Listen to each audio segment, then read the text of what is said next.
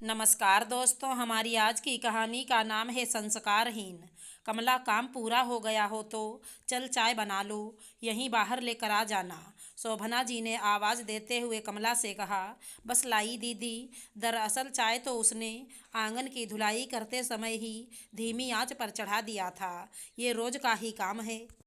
शोभना जी और साहब शाम को बाहर बाउंड्री में बैठकर आने जाने वाले लोगों को देखते हुए चाय पीते हैं। कमला को भी बोल देते हैं कि वो भी चाय बनाकर बाहर आ जाए और साथ में वो भी पी ले। यूँ तो कमला कई घरों में काम करती है, मगर इतनी आत्मीयता से उसे खाने पीने को कोई नहीं कहता। कभी कभी तो दोपहर को काम करने आती तो शोभना जी उसका मुंह देख कर ही समझ जाती। देखो, डिब्बे में रोटियां रखी हैं, पहले खा लो फिर काम करना। कैसे समझ जाती हैं मालकिन कि वो आज सुबह से भूखे ही काम कर रही थी। जिंदगी बीत गई कमला की शोभना जी के घर काम करते करते। शोभना जी की दो छोटी ननदें ब्याह गईं। दोनों की शादी में कमला ने सारा काम बखूबी संभाला। हर आने जाने वाले ने कहा, सभी रिश्तेदार तो बहुत दूर दूर हैं, ऐन वक्त पर ही आ पाए, मगर कमला से बिल्कुल तुम्हारी छोटी बहन जैसा सब कुछ संभाल लिया। सही बात भी है। ननदों की विदाई के बाद शोभना जी जिस अनकही उदासी के सागर में डूब गई थी, उससे कमला ने ही उन्हें बाहर निकाला। कमला ने मालकिन का हारमोनियम, जो जाने कब से स्टोर रूम में पड़ा धूल खा रहा था, झाड़ पोंछ कर उनके सामने ला कर रख दिया। इसे बजाया कीजिए ना दीदी। मैंने देखा है, आप जब बेटा छोटा था तो चुपके चुपके इसे बजाया करती थी और कहती थी, बहुत शौक था मुझे, मगर घर गृहस्थी से कभी फुर्सत ही नहीं मिली। अब तो फुर्सत ही फुर्सत है, आपका मन भी लगा रहेगा। और सच, शोभना जी फिर से शुरू हो गई। ऊपर दुछत्ती पर पड़ी गानों के नोट्स की कापियां भी ढूंढ निकाली। आगे वाले कमरे में बैठकर ऐसा बजाती थी कि आने जाने वाले रुककर भजन सुनते ही रह जाते थे। रिटायरमेंट के बाद दोनों प्राणियों की जिंदगी बस आगे के दो कमरों तक सीमित रह गई थी। बेटा घर आता तो पीछे के कमरों की भी सफाई करवाती। जब तक रहता, घर में चहल पहल बनी रहती। उसके जाने के बाद दोनों प्राणी पुनः आगे के दो कमरों तक सीमित रह जाते। कमला की एक ही बिटिया थी। पति जब बिटिया छोटी सी थी तभी छोड़कर भाग गया था। कमला की जिंदगी तो बस उसे पालते पोसते हुए बीत रही थी। शोभना जी की भी बड़ी मदद रही उसकी बेटी की परवरिश में। कमला कहीं और काम पर जाती तो नन्ही पूजा शोभना जी के घर पर खेलती रहती। बड़ी हुई तो उनके बेटे की पुरानी कापियाँ किताबें उसका बहुत बड़ा सहारा रहीं। बहुत मेहनत और लगन से पढ़ने वाली बच्ची रही है, आगे ईश्वर के हाथ में है। सच है, कभी किसी की मदद चाहे कितनी छोटी क्यों ना हो, परंतु वो बहुत बड़े भविष्य की नींव रख देती है। शोभना जी का बेटा शुरू से ही बाहर कहीं रहकर पढ़ाई करता था। बड़े आदमी हैं, बहुत पैसा खर्च कर रहे हैं बेटे की पढ़ाई पर, तभी तो एक दिन वो भी बड़ा आदमी बनेगा। जब जब शोभना जी का बेटा घर आता, कमला से कहकर तरह तरह की चीज़ें बनवाती। जाते समय भी लड्डू मठरी न जाने क्या क्या बनवाकर पैक करवाती। मगर घर के माहौल में एक तनाव सा पसरा रहता। न जाने क्यों, भले ही उसे लगता था कि शोभना जी उसे छोटी बहन जैसा मानती हैं, मगर थी तो घर की नौकरानी ही। सारी बातें ना उसे पता होती, ना पूछ सकती थी। कमला की बेटी पूजा बहुत मन लगाकर पढ़ती थी। माँ के संघर्ष को बचपन से ही देख रही थी। अब पढ़ाई पूरी करके नौकरी ढूंढ रही है। कहती है, माँ, जब मैं सर्विस करने लगूंगी आपको कोई काम नहीं करने दूंगी। मैं आपके लिए बहुत बड़ा सा घर खरीदूंगी, बिल्कुल वैसा ही जैसे घर में आप काम करती हैं। और एक दिन वो भी दिन आ गया। उसकी बिटिया एक प्राइवेट कंपनी में उच्च पद पर चयनित हो गई। उसी शहर में ही ज्वाइन किया। घर आते ही माँ के सामने ऐलान कर दिया, बस अब आपका काम करना बंद।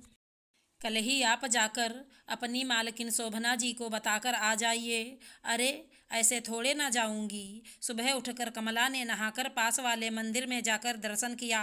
तेज कदमों से शोभना जी के घर की ओर बढ़ी जा रही थी। जब मैं मालकिन को बताऊंगी, सच्ची कितना खुश होंगी। मैं किसी और को उनके घर पर काम पर लगा दूंगी, उनसे कह दूंगी। हालांकि अब मैं काम ना करूं, ऐसा बेटी चाहती है। फिर भी जब उन्हें ज़रूरत होगी, बिल्कुल छोटी बहन की तरह उनके काम आऊंगी। कमला ने मुख्य द्वार खोला। अंदर से चीखने चिल्लाने की आवाज़ें आ रही हैं। इतने ऊंचे स्वर में तो कभी किसी से बात नहीं करते।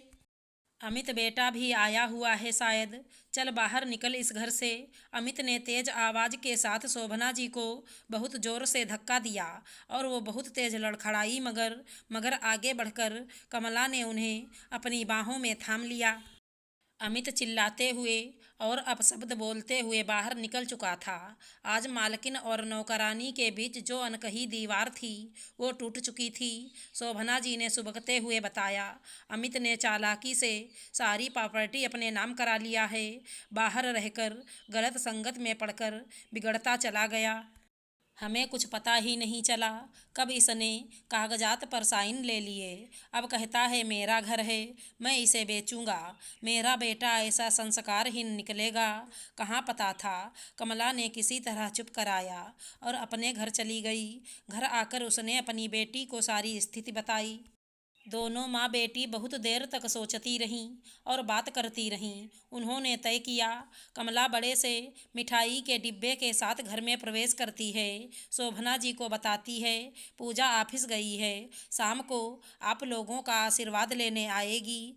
ऐसा समय है कि तुम्हारी बेटी की सफलता पर ठीक से खुश भी नहीं हो पा रही हूँ। अमित जल्दी ही घर बेचकर हम लोगों को बेघर कर देगा।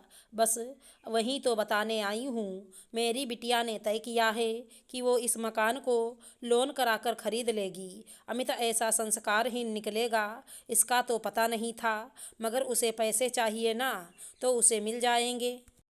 हम कहीं और घर ले लेते, मगर बिटिया कह रही है इस घर को बचाना बहुत ज़रूरी है, जिसके साथ आपकी यादें जुड़ी हैं। चलो अच्छा हुआ, तुम्हारी बिटिया इस लायक तो है। मकान किसी बाहरी के हाथ नहीं जाएगा। तुम्हारे लिए हम खुशी खुशी घर खाली कर देंगे। इनकी पेंशन है, कहीं भी किराए पर घर ले लेंगे। कैसी बात कर रही हैं दीदी, जिंदगी भर मुझे छोटी बहन जैसा प्यार दिया, इतना भी नहीं समझी। मैंने और बेटी ने तय किया है कि आगे के 2 कमरों में आप लोग जैसे रहते हैं वैसे ही रहेंगे, हमेशा पूरे अधिकार के साथ। मेरी पूजा को भी तो आपने अपनी बेटी ही माना है, कितनी बार उसकी फीस भरी है।